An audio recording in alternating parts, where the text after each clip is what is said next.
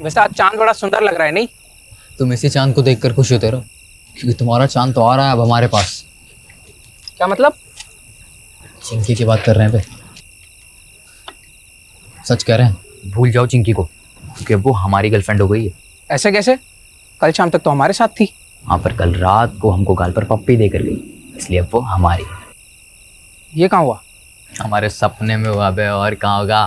देखा, डरा दिया ना तुमको। हाँ रे, सच में। तो क्या सोचो? क्या सोचेंगे? कुछ भी नहीं। चलो तुमको एक मजेदार कहानी सुनाता है। एक आदमी था, भोला भाला, घर परिवार वाला। एक रात को ऐसा हुआ कि वो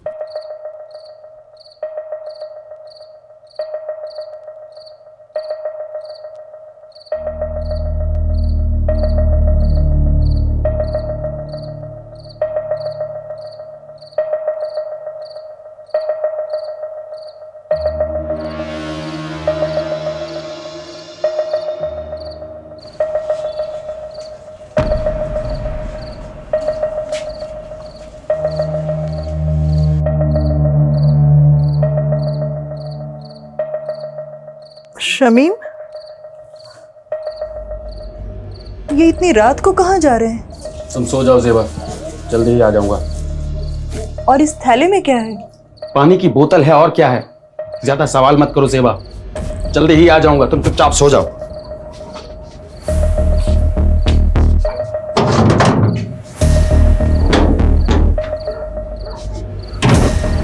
फिर उस आदमी को पता नहीं क्या सूझी कि वो अपनी औकात भूल गया।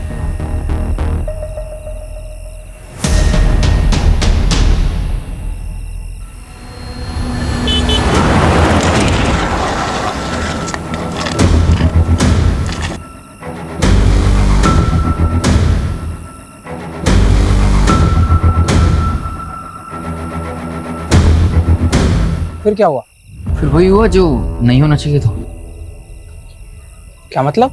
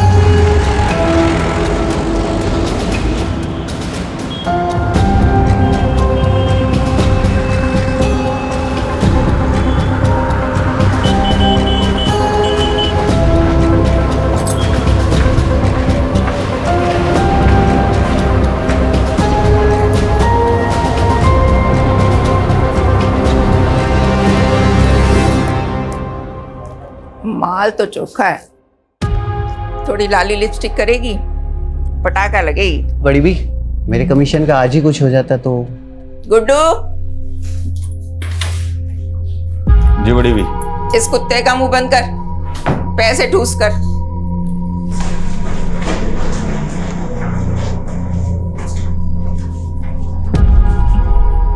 आज से ही काम शुरू करना है, तब तक यहीं रहना होगा, समझी? मुंह में जबान नहीं है क्या? भूख लगी है? खाना नहीं खाएगी तो रात भर कैसे टिकेगी? मैं खाना भिजवाती हूँ तुम्हारे लिए।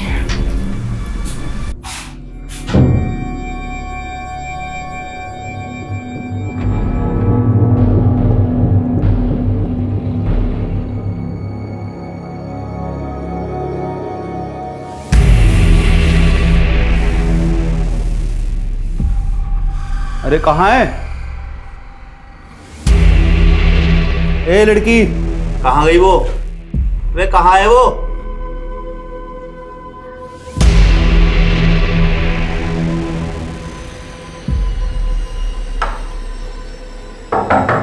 लड़की, ए लड़की, चल बड़ी भी, एकदम चुप। क्या हो गया? चल अंदर चल। कौन है तू? अब तेरा बड़े घर जाने का टाइम आ गया। यादव, शीला तो सेफ है, जल्दी से आ जाओ। अरे मैडम जी, हम तो सोशल वर्कर हैं, गरीब बच्चियों को काम दिलाते हैं। आपको कोई गलतफहमी हुई है। चुप! तेरा पूरा काला चिट्ठा है हमारे पास।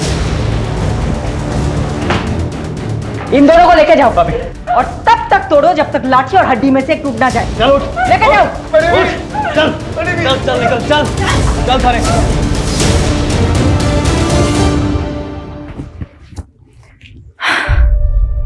श्वेता बेटा, ठीक हो तुम? कुछ नहीं होगा तुम्हें, ओके? तुम सेफ हो। जल्दी से अपने मम्मी पापा के पास पहुंच जाओगी। डोमेस्टिक हेल्प सर्विस एजेंसी के नाम पर झारखंड, बिहार और नॉर्थ ईस्ट की लड़कियों को लाया जाता था और उन्हें डराकर, नशे की आदत डालकर प्रोस्टिट्यूशन में ढकेला जाता था। कौआ से वे अंडे, कोयला के लेवे। तू जलेबी ना तल चौधरी, सीधा बोल। बोलना क्या है सर जी, आप खुद ही समझदार हो। देखिए, मैंने अकेले ने कुछ भी नहीं किया है, ये एक टीम वर्क था। इस ऑपरेशन की सक्सेस के पीछे सबसे बड़ा हाथ सब इंस्पेक्टर अजय यादव का है। उनकी सूझबूझ और उनके खबरी नेटवर्क के सपोर्ट से ही हम इस गिरोह को पकड़ पाए हैं। Sub inspector Ajay Yadav, media को ब्रीफ दीजिए इस ऑपरेशन की। सर, ये ऑपरेशन की शुरुआत कब हुई? जी, वो 7 महीने पहले कोची पुलिस के पास एक औरत ने मिसिंग रिपोर्ट लिखाई थी अपनी बेटी श्रीलता की। उनका कहना था कि नौकरी का लालच देकर कोई उनको अपने साथ दिल्ली ले आया था। कितने समय से एक्टिव था उनका गिरोह? लगभग 1 साल से। और यहाँ से हमने 18 लड़कियों को रेस्क्यू किया जिनको सेम मोडस ऑपरेंडी से ट्रैप किया गया था। हमने अभी तक एक ही गिरोह को पकड़ा है। जो भी इस रैकेट के साथ जुड़े हुए हैं, अब उन सबकी बारी है।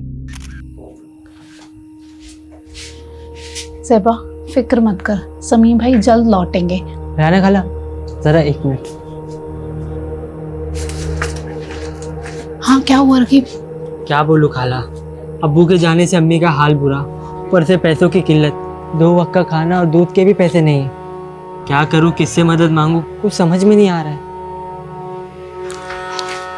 ये ले 1000 रुपये रख, और जरूरत पड़े तो मांग लेना। शुक्रिया खाला।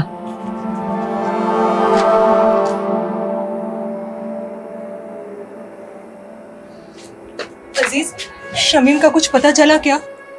पुलिस ने कहा है कि वो पता लगाएगी शमीम का। वैसे मुझे नहीं लगता वो लोग कुछ करेंगे।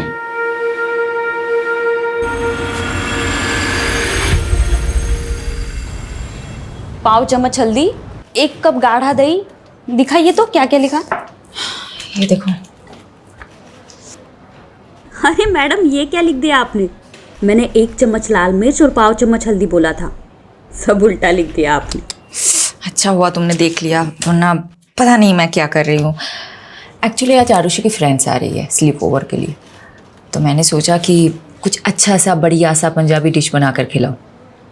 आई होप आज मैं आरुषि को कोई शिकायत का मौका ना दूँ। अच्छा, श्रीलता को मेडिकल एग्जामिनेशन के लिए भेजा था, रिपोर्ट्स आई? जी मैडम, कल शाम को ही आ गई थी। रेप तो नहीं हुआ था उसके साथ, बट काफ़ी मात्रा में उसको ड्रग्स दिए गए थे। डॉक्टर ने बोला है कि 2-3 दिन ऑब्जर्वेशन में रखेंगे। चलो मैं रेसिपी ख़त्म करती हूँ। Hello, what?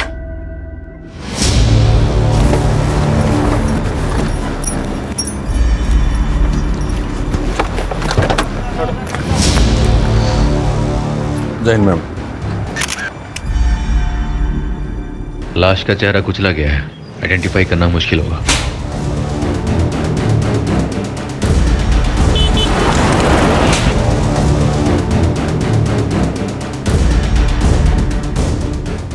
Solanki, mobile, wallet, ID card कुछ मिला? नहीं मैडम जी।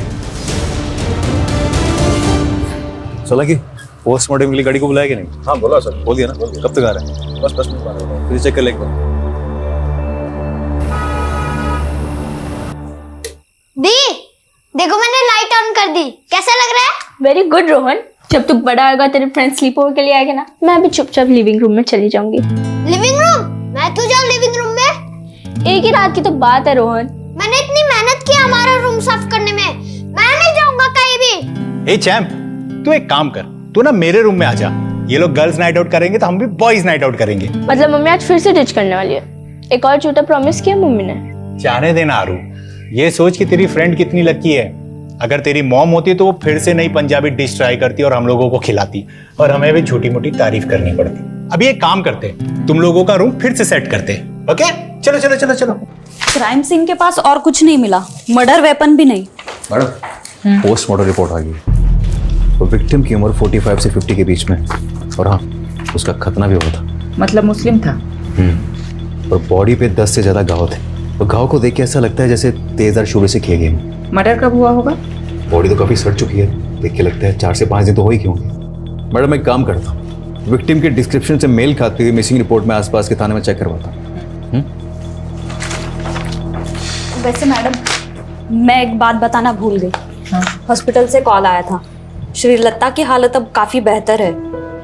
1-2 दिन में डिस्चार्ज मिल जाएगा और परसों की ट्रेन है उसकी। पारुल, एक काम करना, कल तुम श्रीलता से मिलना। और ये लो, इस पैसों से उसे एक मोबाइल खरीद देना। और परसों तुम खुद जाना उसे स्टेशन छोड़ने। ओके? शेल्टर होम की केयरटेकर जाने वाली मैडम। फिर भी जाना है तुम्हें। यादव सर ना सही कहते, आप हर केस को काफी पर्सनली क्यों ले लेते हो? जब तुम खुद माँ बनोगी तब समझ जाओगे। मैडम, किस्मत साथ दे रही है हमारा इस केस में। ओके, विक्टिम की डिस्क्रिप्शन से मेल खाती हुई मिसिंग रिपोर्ट हमें मिल गई। डिटेल्स बताना। डिटेल्स मैम, 6 दिन पहले नॉर्थ दिल्ली के निर्मल नगर थाने में शमीम खान नाम के एक आदमी की मिसिंग रिपोर्ट लिखाई गई थी। उम्र 45 साल, बीवी और बच्चे के साथ रहता था। बीवी और बच्चे का नाम क्या है? बीवी का नाम जेबा है और बच्चे का नाम रकीब।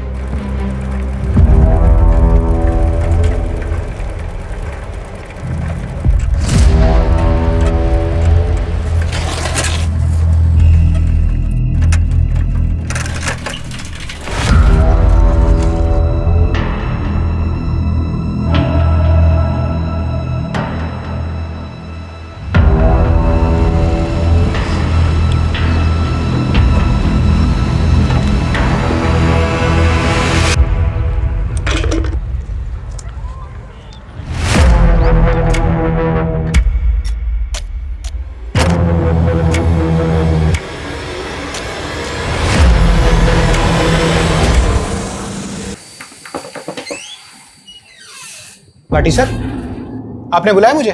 इधर आ, ये देख जरा। क्या हुआ सर? धोखा है मेरे साथ, धोखा। नहीं सर, मैं तो रोज 9 घंटे की पाली खत्म करके ही निकलता हूँ। तो झूठ बोलता है। नहीं सर। ऊपर से काम चोरी करता है। अब ध्यान रख ले, अगले 1 महीने तक तूने ओवर टाइम करके मेरा हिसाब पूरा करना है। अगर कुछ गड़बड़ हुई तो याद रख, तेरा वही हाल होगा जो शमीम का हुआ था। समझा?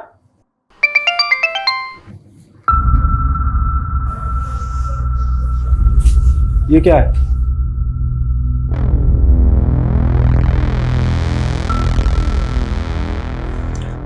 पहले शमीम कहीं चले गए और अब रकीब का भी पता नहीं।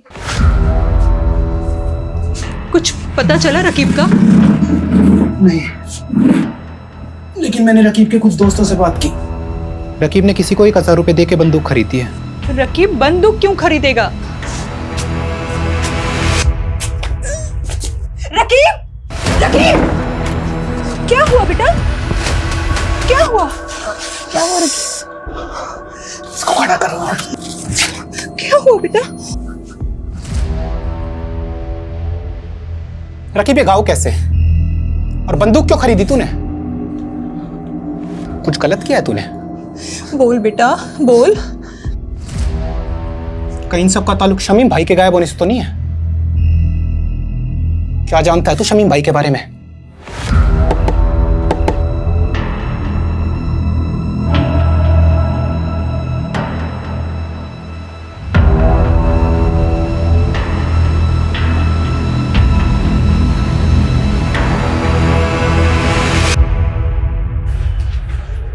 खोलो।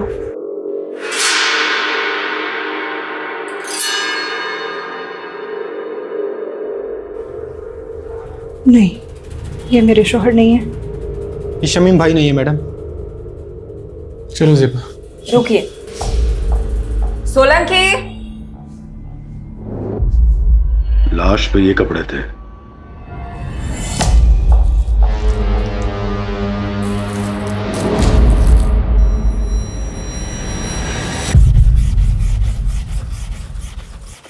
अरे अब्बू, शर्ट को इतना भी मत घिसो कि चीख पड़े।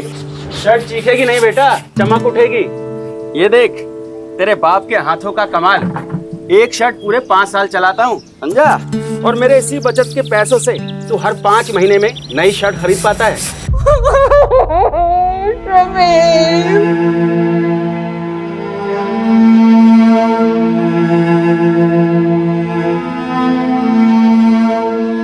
देखिए, मैं जानती हूँ ये सही समय नहीं है बात करने का, लेकिन शमीम की हत्या हुई थी और हत्या को 6 दिन हो चुके हैं। शमीम की किसी के साथ अनबन, झगड़ा, कुछ भी? ऐसा कभी कुछ नहीं हुआ था।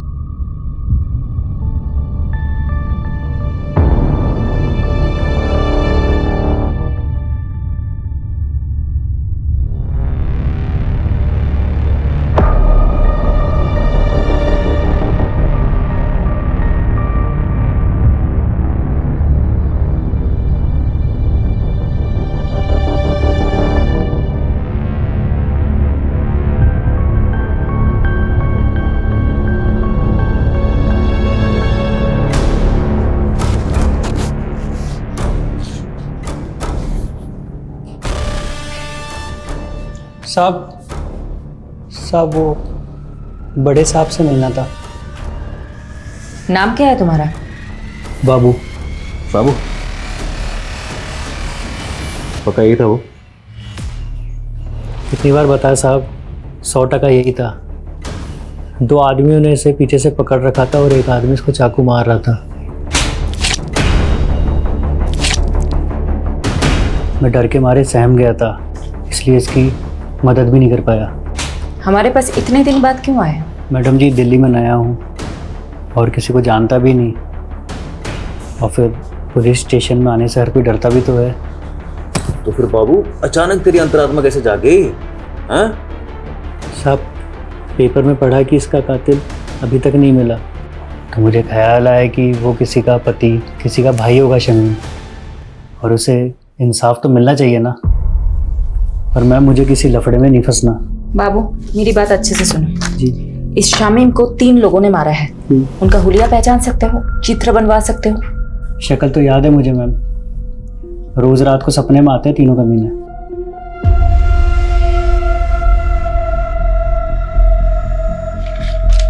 हाँ साहब, वो बहू यही तीनों थे।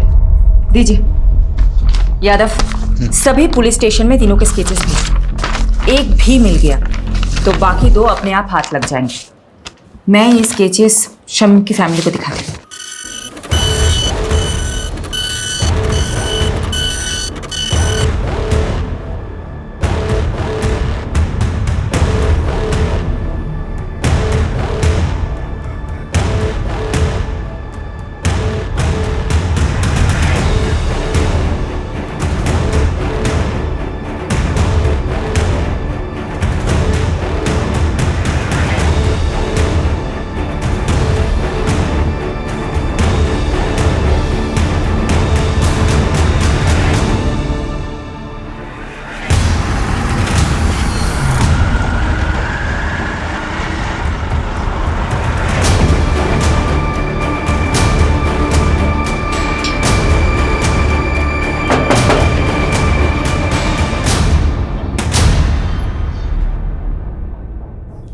सेबा, तुमने हमें बताया था कि शमीम की किसी के साथ दुश्मनी नहीं है, लेकिन हमें एक आई विटनेस मिला है जिसने 3 लोगों को शमीम को मारते हुए देखा था। तीनों कुछ ऐसे दिखते हैं। मैंने इन्हें पहले कभी नहीं देखा।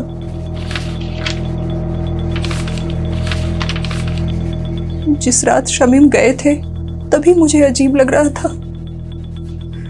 मैंने उनसे पूछा भी था, ये इतनी रात को कहाँ जा रहे हैं? ज्यादा सवाल मत करो सेबा, जल्दी ही आ जाऊंगा, तुम चुपचाप सो जाओ।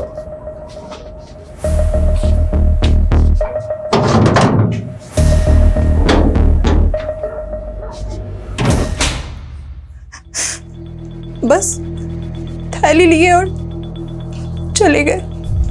मैडम, ये बात मिसिंग रिपोर्ट में नहीं थी और ना ही कोई ऐसा बैग मिला क्राइम सीन पे। क्या था उस थैली में? शमीम ने बोला कि पानी की बोतल है। पर हाँ, जिस दिन से वो गए हैं मेरे घर से एक छुरा गायब है। ज़ेबा, तुम्हें कुछ भी याद है हमें बताना, ओके? जी। राकीब, तुम हमें कुछ बताना चाहते हो? ये चोटें कैसे लगी है तुम्हें? वो कल रात मेरे दोस्त करीम से लड़ाई हो गई मेरी। शमीम घर से छुरा लेके निकला था, कहीं ऐसा तो नहीं शिकारी खुद ही किसी का शिकार हो गया? हो सकता है मैडम। वैसे राकीब का घाव देखकर मुझे तो लगा कि वो जरूर कुछ ना कुछ जानता होगा। सख्ती से पूछे क्या? नहीं नहीं, माइनर है, कोई और तरीका आजमाना होगा। यादव कहाँ है? बोल तो रहे थे कि यही आएंगे, पूछती हूँ। काट दिया, कोई और एंगल टटोल रहा होगा। यही तो करता है वो। ये क्या है? शमीन खान आपकी फैक्ट्री का वर्कर था। इन तीनों में से किसी एक ने उसको मारा हो सकता है। तो इन तीनों में से आपकी फैक्ट्री का कोई था, आप जानते होंगे? 150 वर्कर है मेरी फैक्ट्री में। सबकी शक्ल ना मुझे याद रहती है ना मुझे याद रखनी है। कहीं ऐसा तो नहीं आपने इन तीनों लोगों को शमीम खान को मारने की सुपारी दी थी? मैंने तो ऐसा भी सुना है कि आप अपने फैक्ट्रीज के वर्कर्स को मारते भी हैं। ए इंस्पेक्टर, ज्यादा मत उड़, तू जानता नहीं मैं कौन हूं। पुलिस वाले को तो हो सकता है। बहुत अकड़ है ना तेरे में, आज सब निकालता हूं। चल चल।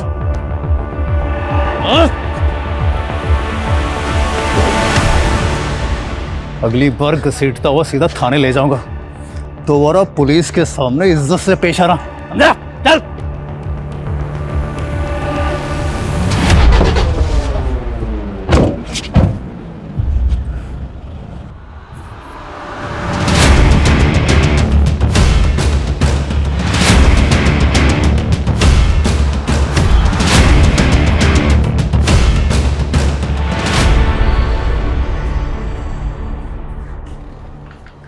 श्रीलता की रात की ट्रेन है ना? जी मैडम, कल रात तक अपने गांव पहुंच जाएगी। यादव सर का फोन है। स्पीकर पे रखें। हेलो सर, कहाँ हो आप?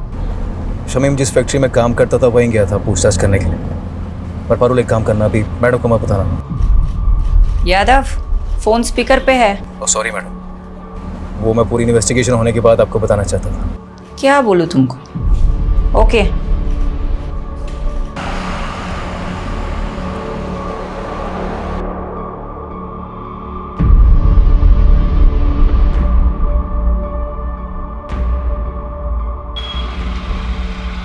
तो देखा क्या?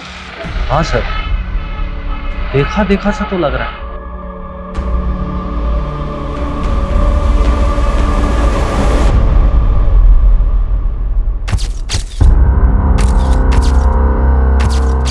Meenakshi,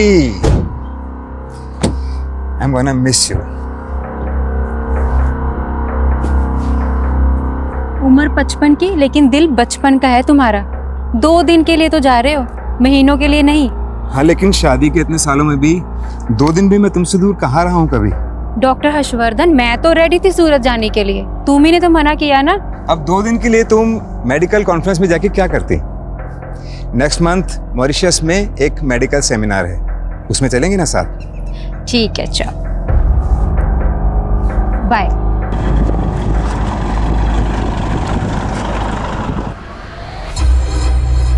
दीपक, जरा अपना फोन देना। Yes sir. हाँ, मैं बोल रहा हूँ, दीपक के फोन से बात कर रहा हूँ। दरअसल मीनाक्षी ने मेरे फोन में कोई स्पाई सॉफ्टवेयर इंस्टॉल कर दिया है मैं दीपक को भेजता हूँ तुम्हें पिक करने के लिए। Love you, bye.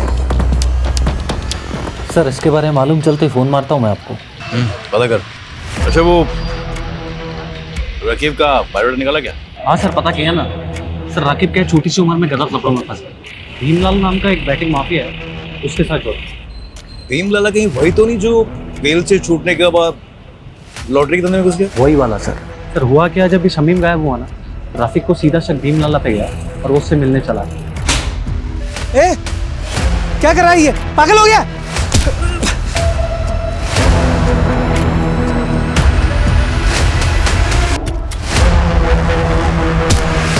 सर मारने गया था, मार खा के आ गया। सब मेरी गलती, मेरी वजह से अब्बू की जान गई।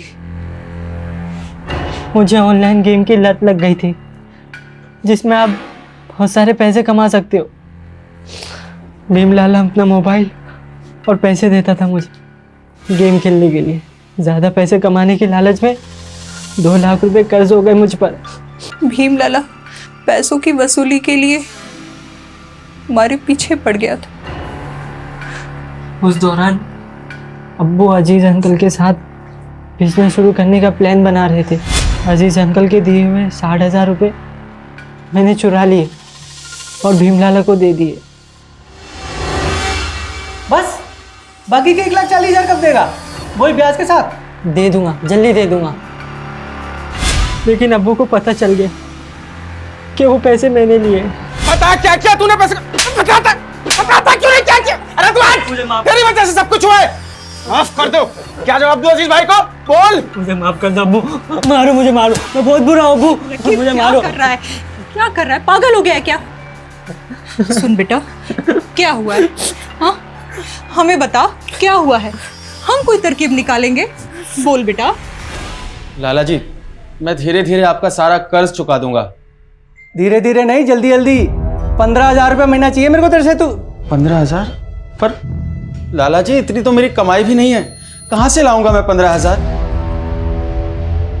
ठीक है, हर महीने 5,000 रुपये, उससे 1 पैसा कम नहीं।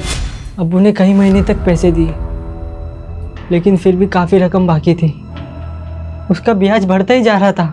क्या उस रात शमीम लाला को माने उसके घर गया था क्या?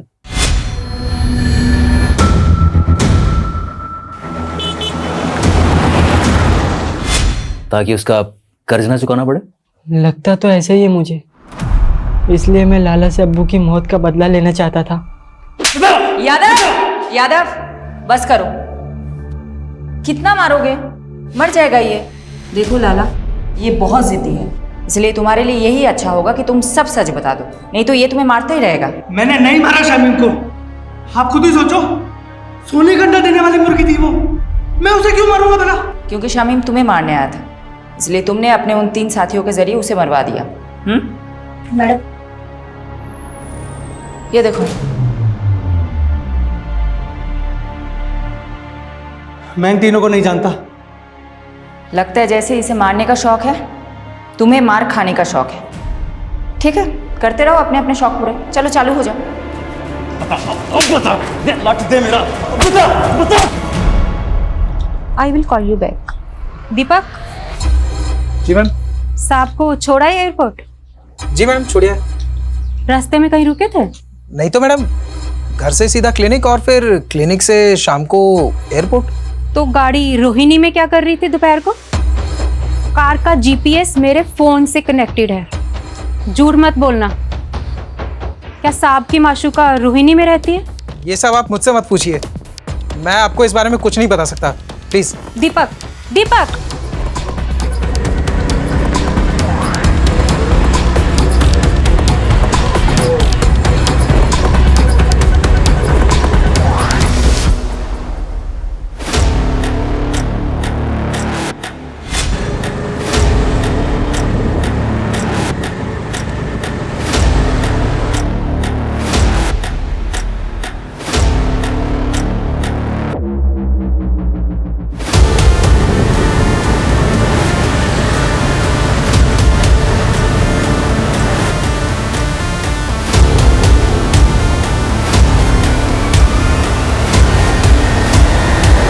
मैडम जी, हम गंगा मैया की कसम खा के कहते हैं हमने किसी शमीम को नहीं मारा। झूठ मत बोल। हमारे पास चश्मदीद गवाह है जिसने तुझे शमीम का मर्डर करते हुए देखा है, और तेरे साथ ये दोनों थे। कौन है ये दोनों? मैं नहीं जानता मैडम, और जब हमने खून ही नहीं किया है तो देखा किसने? सपने में।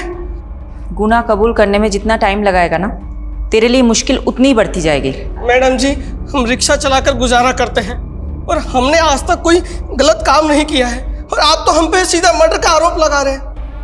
मैडम,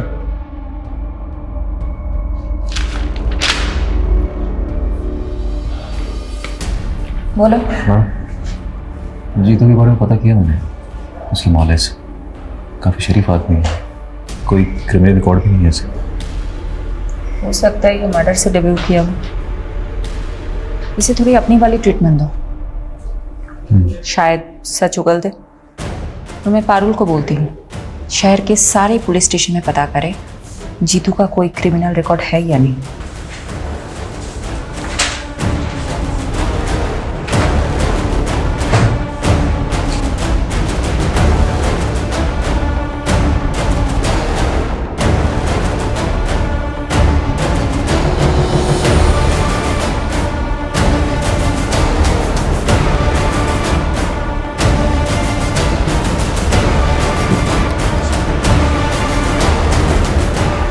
सर, यही है वो विभूति प्रसाद। अरे कुछ नहीं किया तूने, वैसे घुमाने लेके जा रहे हैं। मैंने क्या किया साहब? लेके डाल इसको। मुझे कहाँ लेके जा रहे हो? लेके चल इसको। जैसी करनी वैसी भरनी।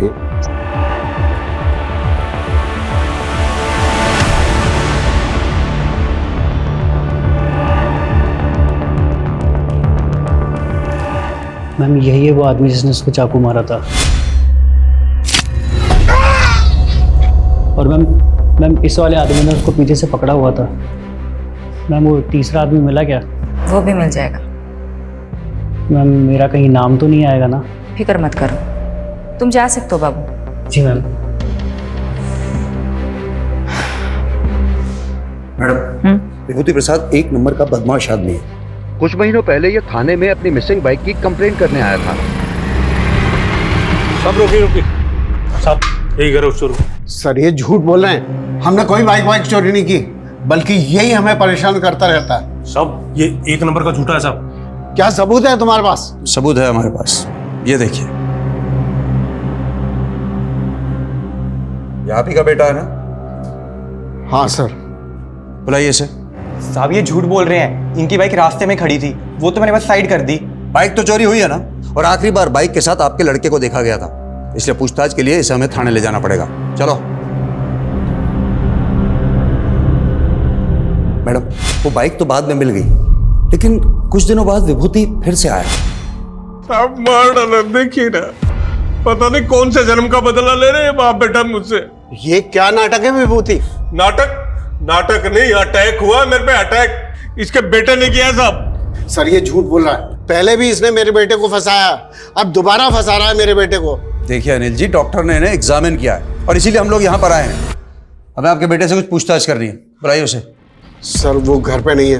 आप अपना तलाशी लीजिए अंदर। वो घर पे नहीं है, मेरा यकीन कीजिए। ठीक है, वो जैसे ही घर पर आए भेजो उसे हमारे पास। जी। इन्वेस्टिगेशन से पता चला कि अनिल और उसका बेटा वाकई शरीफ आदमी है, लेकिन ये विभूति एक नंबर का सरफिरा है।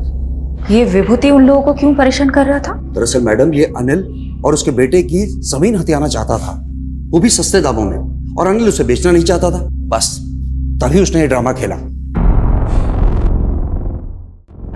कौन था तेरा तीसरा साथी? कौन तीसरा साथी? क्या कह रहे हो आप? देख विभूति, सीधी तरह बता दे, शमीम के खून में तेरे और जीतू के अलावा वो तीसरा बंदा कौन था? वरना बहुत पीटेगा तू। हाथ मत लगाना मुझे, वरना पूरे डिपार्टमेंट को कोर्ट में घसीटूंगा मैं। तू यहाँ से जाएगा तब ना। तुझे क्या लगता है झूठा केस फाइल करना सिर्फ तुझे ही आता है? हम भी कर सकते हैं। मैडम, फोन है आपके लिए। हेलो। शिफाली दी, मैं श्रीलता। श्रीलता, कैसी हो तुम? मैं ठीक हूँ, थैंक यू दीदी। ये लीजिए, अम्मा से बात कीजिए। मैडम, आप हमारे लिए भगवान, आपका बहुत बहुत थैंक यू। अरे आप मुझे थैंक यू मत बोलिए, आप बस अपना और श्रीलता का ख्याल रखिए, उसे खूब पढ़ाइए।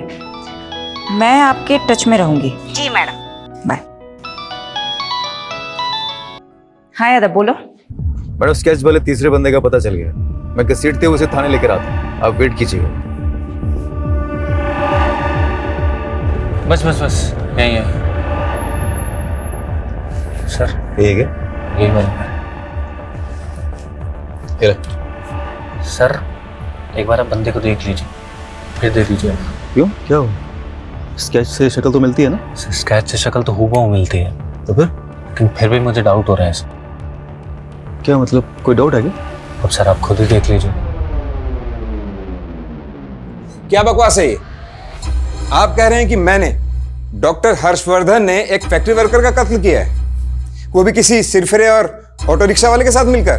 देखिए डॉक्टर हर्षवर्धन, हमारे पास आपके खिलाफ सबूत हैं। आप जानते हैं हम किससे बात कर रहे हैं?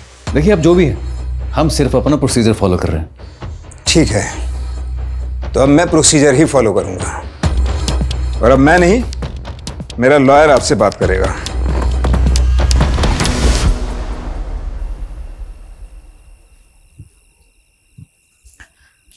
ये लो। हाँ हाँ, सब हंस रहे हैं मुझ पर, तुम भी हंस लो। सॉरी शिफाली, लेकिन ये तुम्हारा यादव है ना, जोश में होश को बैठता है। गलती सबसे होती है, इट्स ओके। ये गलती नहीं, ब्लंडर था। सीमोन किसी आई विटनेस ने बोल दिया और तुम लोग शहर के नामी डॉक्टर हर्षवर्धन को अरेस्ट करने के लिए निकल पड़े। क्या फायदा हुआ? 5 मिनट में उसका वकील उसकी बेल करा के चला गया। तुम वकील लोग ना कभी पुलिस की प्रॉब्लम नहीं समझोगे। तुम लोगों को मजा आता है कानून के लूप होल्स को निकाल के मुजरिम को बचाने में। तो अब तुमने ये डिसाइड कर लिया कि डॉक्टर हर्षवर्धन मुजरिम है? नहीं नहीं, मैं एक जेनरिक बात कर रही थी। देखो, डॉक्टर हर्षवर्धन को हमने पूछताछ के लिए बुलाया, उसका एक बेस था, एक आई विटनेस है जिसने सस्पेक्ट का स्केच बनवाया है। वो हुलिया बिल्कुल मैच करता है डॉक्टर हर्षवर्धन से। इस ब्लाइंड केस में ये एक ही तो स्ट्रॉन्ग पॉइंट है हमारे पास। एक सेकंड, अब मुझे समझ में आ रहा है, अब मुझे एक्चुअल में समझ में आ रहा है क्यों हम गोल गोल घूम रहे थे इस केस में। Thank you for your help. Sorry madam, मेरी वजह से आपको कमिश्नर सर से बात सुननी पड़ी। यादव, ये सब कुछ छोड़ो। पारुल, मुझे इतना बताओ, विभूति प्रसाद, ऑटो ड्राइवर जीतू और डॉक्टर हर्षवर्धन, इन तीनों के कॉल रिकॉर्ड्स चेक किए? जी मैडम, शक करने वाली कोई बात नहीं मिली। इन तीनों के बीच में कोई कम्युनिकेशन? पिछले 1 साल के कॉल रिकॉर्ड्स में तो इन लोगों की आपस में कोई बात नहीं, और ना ही इन तीनों में से किसी का फोन लोकेशन क्राइम सीन के पास मिला।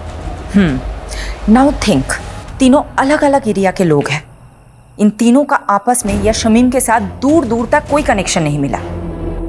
इन तीनों को शमीम से जोड़ने वाला एक ही इंसान है, बाबू। और एक खास बात, ये आई विटनेस बाबू खुद चलकर हमारे पास आया था, राइट?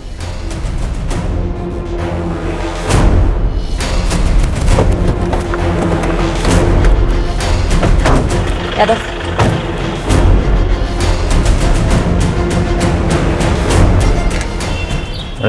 आसपास पता करो बाबू कहाँ है।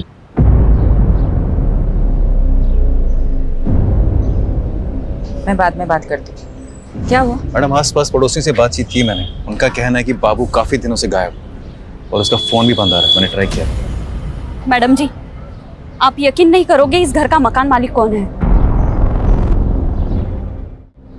मैडम, बाबू मेरे दूसरे वाले घर पर भाड़े पे रहता था। जब विभूति ने मेरे बेटे राकेश पर इल्ज़ाम लगाया ना, तो मैंने ही राकेश को बाबू के साथ में उस घर में रहने के लिए बोल दिया था, छुपा दिया था उसको। वो घर पे नहीं है, मेरा यकीन कीजिए। ठीक है, वो जैसे ही घर पर आए भेजो उसे हमारे पास।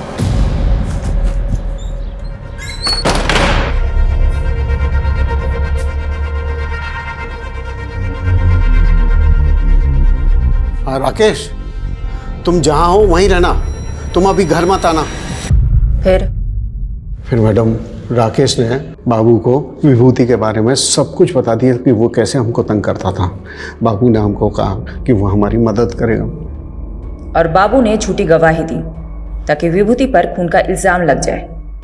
और आप उसे सबक सिखा सके, राइट?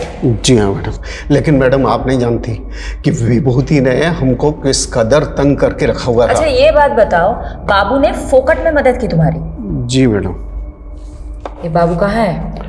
मैडम पता नहीं, 3-4 दिन से घर बंद करके कहीं गायब हो गया मैडम।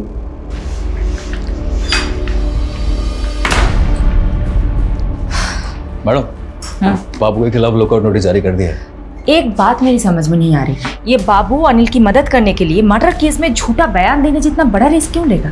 मैडम, हो सकता है बाबू शमीम के मर्डर में इन्वॉल्व हो और खुद गवाही देकर अपने शक की पॉसिबिलिटी खत्म करना चाहता हो। पॉसिबिलिटी है। तो बाबू और शमीम का क्या कनेक्शन है? ढूंढते हैं, कुछ तो निकलेगा। मैडम जी, बाबू के पुराने रिकॉर्ड्स चेक कर रही थी।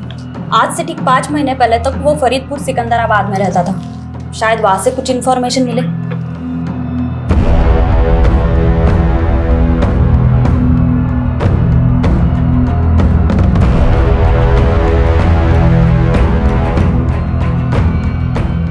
मैडम, बाबू और बिलाल इसी गांव का रहने वाला था। 16 साल की उम्र में उसने अपने दोस्त की हत्या की थी।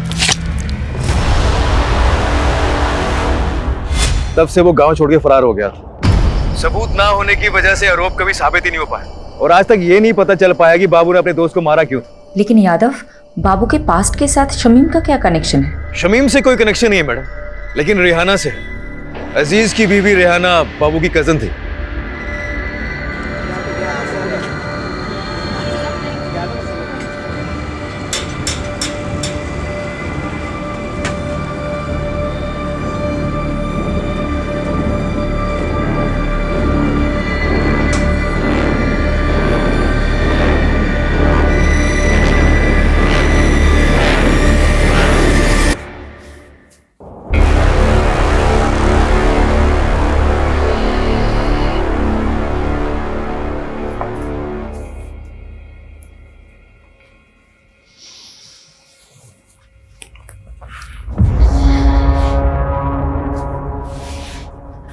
बस ज़ेबा, कब तक ऐसे चलेगा?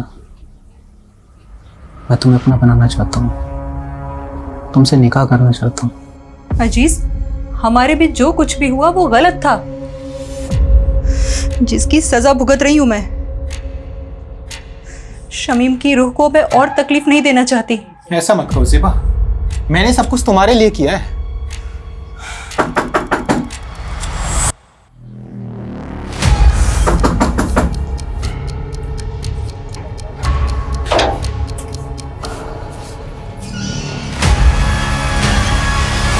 अजीज, चल अब आगे की खातिरदारी तेरी जेल में करते।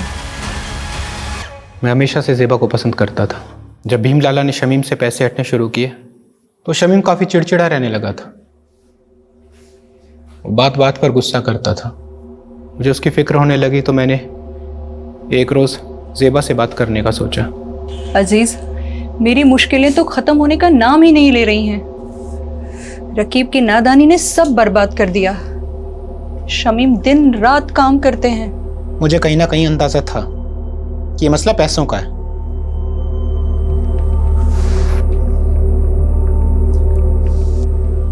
ये रखो, रखो इसको। और हाँ, ना ये कर्ज है ना एहसान। हम धीरे धीरे नजदीक आ रहे थे। ज़ेबा भी मुझे पसंद करने लगी थी। लेकिन एक दिन शमीम को सब पता चल गया। ज़ेबा, ज़ेबा, दरवाजा खोल, दरवाजा खोल ज़ेबा। अजीज, शमीम, मुझे माफ कर दीजिए, मैं आपके हाथ जोड़ती हूँ। गलती हो गई शमीम, माफ कर दीजिए, हमसे बहुत बड़ी गलती हो गई, माफ कर दीजिए शमीम। उस दिन के बाद से सब खत्म हो गया था। ज़ेबा ने मुझसे मिलना छोड़ दिया था, लेकिन मेरे जहन में दिन रात सोते जागते सिर्फ ज़ेबा का ही ख्याल था। तो ज़ेबा को पाने के लिए शमीम को रास्ते से हटाने का प्लान बनाया तुमने? हाँ, बाबू मेरी बीवी रेहाना के गांव का रहने वाला था। गांव में उस पर एक हाफ मर्डर का केस भी चल रहा था। मैंने उससे मदद मांगी। वो 2 लाख रुपए के बदले शमीम का काम तमाम करने को तैयार हो गया। रियाना जानती थी इसके बारे में? नहीं, सारा प्लान मेरा और बाबू का था। प्लान के मुताबिक मैं एक दिन शमीम से मिलने गया।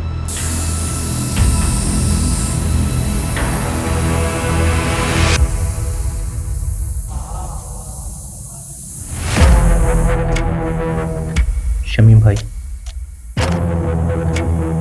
मैं अपनी गलती पे बहुत शर्मिंदा हूँ, इसीलिए मैंने शहर छोड़कर हमेशा के लिए मुंबई जाने का फैसला किया है। इसके बाद मैं अपनी शक्ल आपको कभी नहीं दिखाऊंगा। बस जाने से पहले दिल खोलकर आपसे बात करना चाहता था।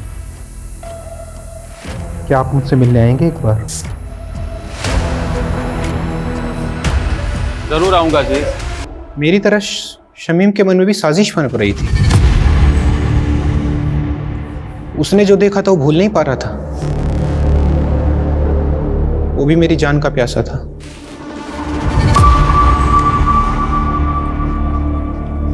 अरे शमीम भाई, बहुत बहुत शुक्रिया आप आए, सच बहुत खुशी हुई। और अब अफसोस होगा कमीने, छोड़ूंगा नहीं, तूने मेरे साथ गद्दारी की। माफ करना शमीम भाई, लेकिन ज़ेबा सिर्फ मेरी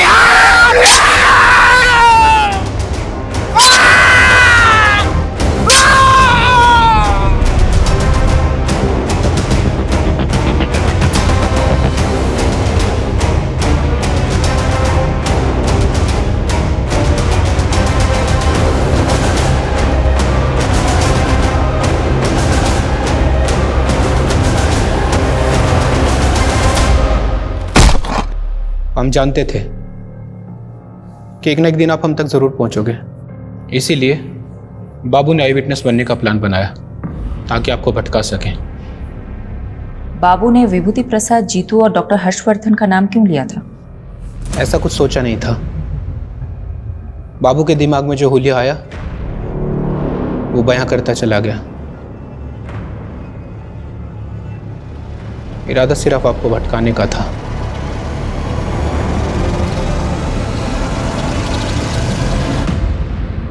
वाह मॉम, खाना बहुत अच्छा बना है। थैंक यू बेटा। यशी बेटा, अब तो कुछ खा ही नहीं रही हो, ऐसे नहीं चलेगा। ये मैंने स्पेशली तुम्हारे लिए बना, खा लो। ये लो, थोड़ा खा लो। मुझे तो लगा था हमारी शायद फ्लॉप होने वाली है, ये तो हिट हो गई।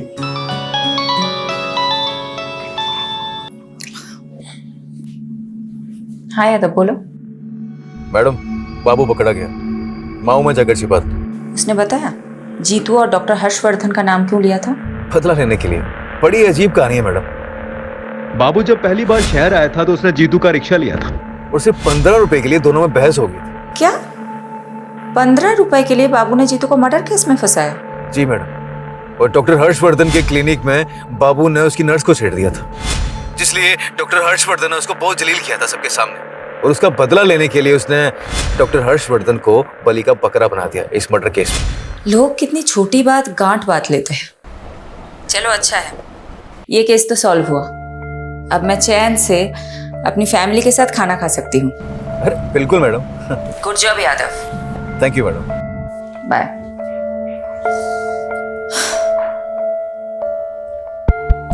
अच्छा सुनो, तुम सब कौन सी मूवी देखोगे, एक्शन या कॉमेडी?